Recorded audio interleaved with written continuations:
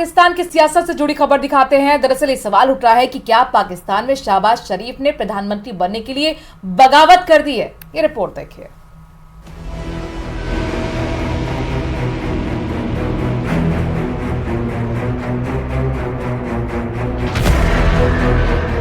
पाकिस्तान में army chief general Asim Munir को जिसका डर था वही हुआ। पाकिस्तान को इमरान खान ने जिस बात से आगाह किया था वही हो गया। चुनाव नतीजों के बाद खजूर में अटके पाकिस्तान को नवाज शरीफ ने बहुत बुरा फंसा दिया है। पाकिस्तान में नवाज शरीफ से उनके भाई ने ही बगावत कर दी है। शहबाज ने एक तरह से कह दिया है, मैं नहीं तो कोई नहीं, यानी उन्हें प्रधानमंत्री नहीं बनाया तो पाकिस्तान में सरकार नहीं बनेगी। क्योंकि जब बात हुई पीएमएलएन और पीपीपी की मिलीजुली सरकार की, नवाज और बिलावल के गठबंधन की, इसके लिए बिलावल और शहबाज की मीटिंग भी हुई, लेकिन शहबाज ने ऐन वक्त पर पलटी मार दी है। शहबाज और बिलावल भुट्टो गठबंधन वाले फाइटर जेट में सवार भी हुए, टेक ऑफ किया और उड़ान भी भरी, लेकिन आसमान में पहुंचते ही शहबाज शरीफ ने बिलावल के पीछे बैठने से इनकार कर दिया और कहा कि गठबंधन सरकार का असली पायलट वो बनेंगे, पैसेंजर बनकर सरकार नहीं चलाएंगे। यही फैसला सुनाते हुए शहबाज ने गठबंधन वाले फाइटर जेट से इजेक्ट करने का फैसला किया और पीछे सवार पाकिस्तान मुस्लिम लीग के लीडर और पाकिस्तान के पूर्व प्रधानमंत्री शहबाज शरीफ ने इजेक्शन वाला बटन दबा दिया। बड़ी वाज़ेह है, ये कोई हुकूमत बराए हुकूमत का ये मामला नहीं है। ये पहले पाकिस्तान को बचाने का मामला है और फिर पाकिस्तान को तरक्की और खुशहाली की मंजिल की तरफ ले जाने का प्रोसेस है। पाकिस्तान में मामला प्रधानमंत्री के पद पर बुरी तरह से फंस गया है, क्योंकि जब बात गठबंधन की हुई और प्रधानमंत्री के पद को लेकर हुई तो एक फॉर्मूला आया कि 3 साल पीएमएलएन यानी पाकिस्तान मुस्लिम लीग नवाज की पार्टी का प्रधानमंत्री होगा और 2 साल बिलावल भुट्टो की पार्टी यानी पीपीपी से प्रधानमंत्री होगा। लेकिन यहीं पर पेंच फंस गया, क्योंकि पाकिस्तान की सियासत की बिसात पर शहबाज ने बहुत बड़ी चाल चल दी है। शहबाज ने कहा है कि उनकी पीएमएलएन सबसे बड़ी पार्टी बनकर आई है, यानी प्रधानमंत्री पद पर उनकी पार्टी का हक है। शहबाज ने कहा कि अगर इंडिपेंडेंट सांसद खुद सरकार बना सकते हैं तो वो विपक्ष में बैठने को तैयार है। लेकिन एक खेल और है। सवाल है कि क्या शहबाज ने अपनी महत्वाकांक्षा यानी खुद प्रधानमंत्री बनने के लिए यह डिमांड रखी है, क्योंकि वो पाकिस्तान में कुर्सी का मजा चख चुके हैं और अब इस कुर्सी को वो फिर से हासिल करना चाहते हैं। क्या इसी दिली ख्वाहिश की वजह से शहबाज अब भाई नवाज शरीफ को धोखा देने के लिए तैयार हैं? क्या इसी मकसद से उन्होंने गठबंधन वाला धर्म निभाने से पहले ही तोड़ दिया है? और अगर आजाद मेंबरान वो अपने आप को पीटीआई स्पॉन्सर्ड कहें या नॉन पीटीआई स्पॉन्सर्ड कहें, अगर वो हुकूमत बना सकते हैं बड़े शौक से बनाएं। अगर वो मेजॉरिटी दिखा देंगे, हम बड़े शौक से हम बैठेंगे ऑपोजिशन बेंचेस पे और अपना जो एक आईनी किरदार वो हम अदा करेंगे इंशाअल्लाह। शहबाज ने दबे लफ्जों में कह दिया है कि प्रधानमंत्री बनेगा तो पाकिस्तान मुस्लिम लीग नवाज का ही बनेगा। शहबाज ने बिलावल भुट्टो को यह भी बता दिया कि पाकिस्तान में उनके बगैर कोई सरकार नहीं बन सकती। एक बार इसे इसी नजर से समझिए कि जिस तरह शहबाज ने जिस गठबंधन वाले जेट में बिलावल भुट्टो के साथ उड़ान भरी, जिस जहाज को पाकिस्तान की अगली सरकार कहा जाने लगा, उसी से शहबाज शरीफ पैराशूट बांधकर कूद चुके हैं और अब बिलावल भुट्टो अकेले ये जहाज नहीं उड़ा पाएंगे, बल्कि क्रैश ही करेंगे। इन सबके बीच इमरान खान के समर्थक बहुत ज्यादा भड़के हुए हैं, क्योंकि सबको लग रहा है कि इमरान खान को जबरदस्ती हराया गया, जबरदस्ती पाबंदी लगाई गई, जबरदस्ती इमरान खान को ठग लिया गया है। इस वक्त पाकिस्तान की सियासत लूडो वाला खेल बन चुकी है, जिसमें पासा फेंक रहे हैं जनरल आसिम मुनीर। पाकिस्तान की फौज चाहती है कि सरकार बने, जल्दी बने, लेकिन जनरल मुनीर जो भी पासा फेंकते हैं उसमें गठबंधन वाली सरकार के अलावा कोई नंबर नहीं आता। आर्मी के लिए जरूरी है कि गठबंधन भी बिलावल और नवाज की पार्टी के बीच होना, और इसमें इमरान खान तो किसी सीन में फिट ही नहीं होते हैं। यानी पाकिस्तान की पॉलिटिक्स वाला लूडो जनरल आसिम मुनीर के लिए दूसरी टेंशन बन चुका है।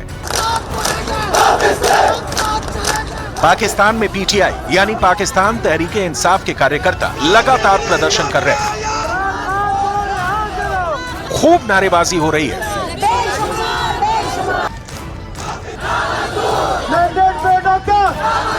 बताने की कोशिश है कि नवाज और सेना ने मिलकर खान साहब को धोखा दे दिया है। इमरान के समर्थक सड़क पर हैं। उन्होंने टीवी पर देखा है कि इमरान के विरोधी ड्राइंग रूम में मीटिंग कर रहे हैं।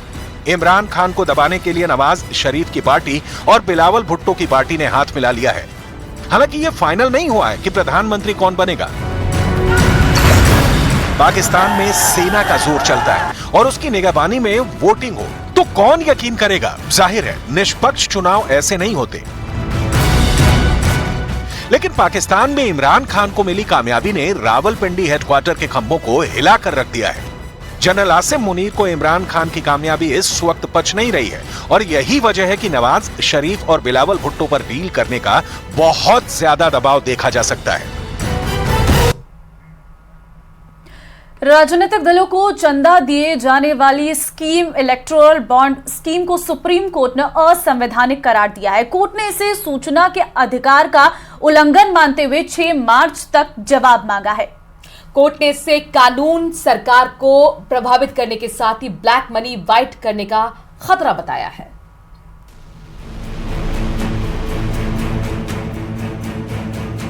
लोकसभा चुनाव से चंद महीने पहले सुप्रीम कोर्ट ने 6 साल पुरानी इलेक्टोरल बॉन्ड स्कीम को अवैध करार दिया है। साथ ही इस पर तत्काल रोक लगा दी। कोर्ट ने कहा कि बॉन्ड की गोपनीयता रखना असंवैधानिक है, जो सूचना के अधिकार का उल्लंघन है। सुप्रीम कोर्ट की 5 जजों की पीठ ने सर्वसम्मति से ये फैसला सुनाया। सुप्रीम कोर्ट के चीफ जस्टिस ने कहा, पॉलिटिकल फंडिंग की जानकारी के आधार पर मतदाता को अपने मतदान करने में मदद मिलती है। इसके अलावा कोर्ट ने स्टेट बैंक ऑफ इंडिया से तत्काल इलेक्टोरल बॉन्ड रोकने के निर्देश दिए और 12 अप्रैल 2019 से लेकर अभी तक इलेक्टोरल बॉन्ड की जानकारी चुनाव आयोग को देने के निर्देश दिए हैं। इलेक्टोरल बॉन्ड जारी करना रोके। 2019 से बॉन्ड की जानकारी देने की बात कही गई है। दलों के कैश कराने की जानकारी भी मांगी गई। 6 मार्च तक चुनाव आयोग को बताया जाएगा। 13 मार्च तक इलेक्शन कमीशन सार्वजनिक करे। कंपनी एक्ट संशोधन मनमाना है। इन्फॉर्मेशन जो हमारा एक्ट है वो हमें अधिकार देता है कि हर 1 रुपए भी जो डोनेट हो रहा है वो कहाँ से आ रहा है, और अगर वो डिस्क्लोज नहीं होता है तो निश्चित रूप से ये उल्लंघन है। जी देखिए, मैं इसको बहुत फेवर में देखती हूँ और मुझे बहुत खुशी है कि इस तरीके से सुप्रीम कोर्ट समझ रहा है हमारे बात को और पूरे मुद्दे मेरे माने गए हैं। मैं इस बात से बहुत खुश हूँ। It is a big victory for us because we demand it should be cancelled the electoral bond and it's done today. 2 नवंबर 2023 को इलेक्टोरल बॉन्ड की याचिका पर सुनवाई के बाद सुप्रीम कोर्ट ने फैसला सुरक्षित रख लिया था। उसके बाद एसबीआई ने 6 नवंबर से 20 नवंबर तक जारी किए गए इन 15 दिनों में 1000 करोड़ का चुनावी चंदा बॉन्ड के जरिए दिया गया। कपिल सिब्बल ने याचिकाकर्ताओं की तरफ से सुप्रीम कोर्ट में पैरवी की। उसमें पब्लिक को नॉलेज होनी चाहिए कि उनकी पॉलिटिकल पार्टीज को पैसा कौन दे रहा है, और इसी बेसिस पे राइट टू नो आर्टिकल 19(1) के बेसिस पे सुप्रीम कोर्ट ने कहा कि ये पूरे के पूरे सारे अमेंडमेंट जो अनोनिमिटी और सीक्रेसी ला रहे थे वो सारे के सारे अनकॉन्स्टिट्यूशनल हैं, और जो भी स्कीम में पैसे आए हैं वो एसबीआई उसका पूरा खुलासा इलेक्शन कमीशन को करेगी और किसके तरफ से आए और किसको गए, और वो फिर इलेक्शन कमीशन अपनी वेबसाइट पे पब्लिकली डिस्क्लोज करेगी। कोई भी भारतीय नागरिक इलेक्टोरल बॉन्ड खरीद सकता है। खरीदने वाले को बैंक को अपनी डिटेल देनी पड़ती है। जिस पार्टी को लोकसभा या विधानसभा चुनाव में 1% या इससे ज्यादा वोट मिला हो, उसे बॉन्ड के जरिए 1000 से लेकर 1 करोड़ रुपए तक डोनेट किया जा सकता है। बॉन्ड डोनेट होने के 15 दिनों के भीतर संबंधित पार्टी को चुनाव आयोग से वेरिफाइड अकाउंट में कैश करवाना होता है। बॉन्ड खरीदने वाले को टैक्स में छूट मिलती है। अब आपको बताते हैं कि आखिर कौन खरीद सकता है बॉन्ड। कोई भी भारतीय खरीद सकता है। 1000 से 1 करोड़ भी चंदा दे सकते हैं। बैंक को देनी होती है केवाईसी डिटेल। बॉन्ड खरीदने वाले की पहचान गुप्त होती है। बॉन्ड खरीदने वाले को टैक्स में छूट मिलती है। इलेक्टोरल बॉन्ड के राजनीतिक दलों को मिले चंदे की बात करें तो साल 2018 से 19 में बीजेपी को 1450 करोड़, कांग्रेस को 383 करोड़, टीएमसी को 97 करोड़ चंदा मिला। साल 2019 से 20 में बीजेपी को 2555 करोड़, कांग्रेस को 318 करोड़ और टीएमसी को 100 करोड़ रुपए मिले। साल 2020 से 21 में बीजेपी को 22 करोड़, कांग्रेस को 10 करोड़, टीएमसी को 42 करोड़ रुपए मिले। साल 2021 से 22 में बीजेपी को 1032 करोड़, कांग्रेस को 236 करोड़, टीएमसी को 528 करोड़ रुपए चंदा मिला। Bureau report, news 18। और इसी खबर के साथ रोक रहे हैं एक छोटे से ब्रेक के लिए। फौरन हाजिर होंगे।